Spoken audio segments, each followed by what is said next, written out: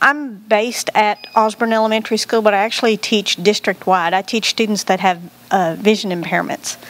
And one of the problems my kids have is they go to the library and there's 6 books that they're interested in that is big enough for them to read. So I wanted to find a way to fix that. My proposal originally, was to find some kind of technology that would allow them to read books in large print or in audio, depending on what they needed. And the correction plan was to find a portable, inexpensive device. Okay. We needed something durable. In Floyd County, all the kids, 5th grade and up, pretty much now have laptops. But it was the younger kids that were being left out. And that's when they start learning how to read. That's when their AR points are really important. So I wanted something that would stand up to kindergarten, 1st grade, 2nd grade. So it had to have a really good warranty. It had to be relatively inexpensive. I thought about getting iPads, but with the grant I may have gotten 2. This way I wanted something that I could get more of. We had to have internet accessibility, and it had to be easy to use because these were little kids. They had to be available with protective cases and the headphones and all that kind of stuff. And they had to be cool, otherwise the kids weren't going to use them. The Kindle Fire looked like the perfect fit. It came with all the things we needed, plus it came with a year of Amazon Prime, which allows them to get books and apps from Amazon directly to their devices. So the plan was to purchase 8 Kindle Fires. These are the child editions, and to allow the visually impaired students to use them for access to books of interest to their grade level. And then we were going to use their AR points to determine if this actually worked. Here's what really happened. Okay, I am not attached to one particular school, and when you get the grant money, usually the school buys the stuff. Well, I had to go through several hoops to get the district to buy stuff. Amazon only takes credit cards, they don't take purchase orders. Okay, so it was almost Thanksgiving before we got them ordered, and I got them. Now, when I got them in my hands, I took them all home and I sat down in my free time and I set them up for the kids to use. Big mistake. By the time school started back after Christmas, I thought I had them working, but I was wrong. All right, I had set them up at home, which meant I used my email address and I used my home Wi-Fi. Wrong. Okay, I ended up having to call Amazon, and if you've ever called Amazon, it's like calling the White House.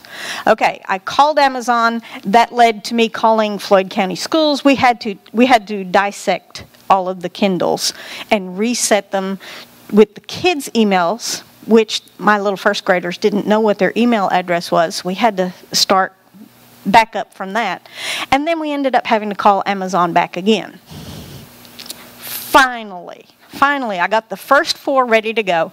This is one of my little guys, and bless his heart, he got the first one, and he sat down, and he was like this. But he was so excited because he had his own Kindle. Then I went to another school where I had 3 students, and it was a few hours with the people from technology in Floyd County. Thank you for the boys. They were wonderful helping me set these up. The technology people at the school had to give me email addresses. It was a major complication, but I got 3 more Kindles into the hands of kids. Then I went back to another school, and I hit another roadblock. Amazon only allows you to have 4 accounts, and I had just given out 4 Kindles. I had bought 8. So we had to do some other things. That's me. That's how I feel. I still have 4 other Kindles. I have 2 of them that sort of work if I'm in the right place and I push the right buttons. But I can't give them to kids because they're not accessed for the kids. So as of now, I have 2 students that don't have their Kindles yet. I originally ordered 8. 1 was supposed to be a spare, and then I had 1 student that moved out of the district. So I only have 2 that are missing. All right. They were supposed to work with the public library. If you go to your public library and you get a library card, you can download books either in audio or large print, to a Kindle device? Well, the parents have to sign for that, for the kids to get a library book. As of today, I have none of my kids have library cards yet. All right, another problem was the Kindle will enlarge print.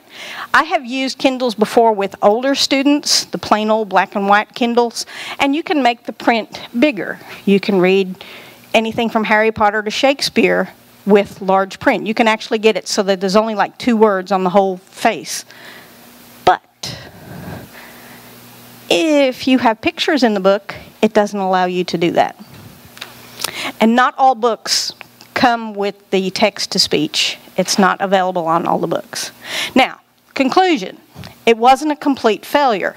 I did give out 4 of these, and as you can see from my little graph, because everybody has to have graphs now, the 4 kids did read more books. They got more AR points since they got these, mostly in part because Dr. Seuss, during the month of February and March, every Dr. Seuss book was available on audio on Kindle. Every Dr. Seuss book. So that was my kids' assignment. They read every Dr. Seuss book.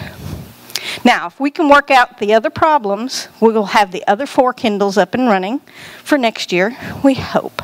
And I want to thank KVAC for the opportunity to try it. Trying something like this, and you know, everybody gets iPads, but I thought I wanted something different. I wanted something a little cheaper. It doesn't always work perfect every time, but it's nice to have the opportunity to try it, even if you fail a little bit. We are going to get them working. Hopefully next year I'll be able to let you all know how many books my kids are reading on the Kindles. Anybody have questions about the Kindles? I got 4 blue ones and 4 green ones. $89. Listen to this. It was $89. It comes with the rubber case. It comes with a 2-year warranty. If they drop them in the commode, don't drop your stuff in the commode. But if they do, they replace them for free for 2 years. Yes. And the kids got headphones. The headphones are covered with that so that they can plug in. And what kind of apps can they? Are they like the iPhone apps or the Google Play, sort of the same thing? Sort of the same thing. It's Amazon has their own apps, but they're very, very similar to the other apps. The lady downstairs from KET, all the PBS apps are available on here. Like I said, anything that they get through the public library, they can do on these too. There's a lot of apps on here. And that was another thing for incentive I gave my kids. If they would get 3, because they were little, if they would get 3 AR points, they could download a game. So I have kids that have like the whole section that says games. They have that full already with everything that they love. And it's games that require you to do a little reading. It's not just a game. Any other questions? You got a question.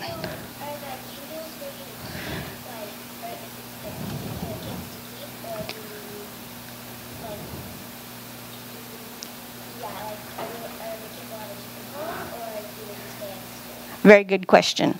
After they worked with me for a couple of weeks with the Kindles and their parents signed a form, then they all got to take them home.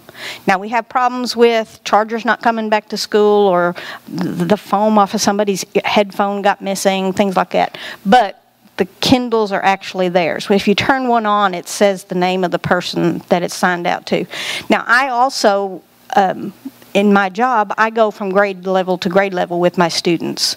So as long as their Kindles work, I'll be with them and the Kindle. So they get to keep them from year to year. Or that's the plan anyway. Yep. Any other questions? It's the end of the day. Everybody have a good day? All right.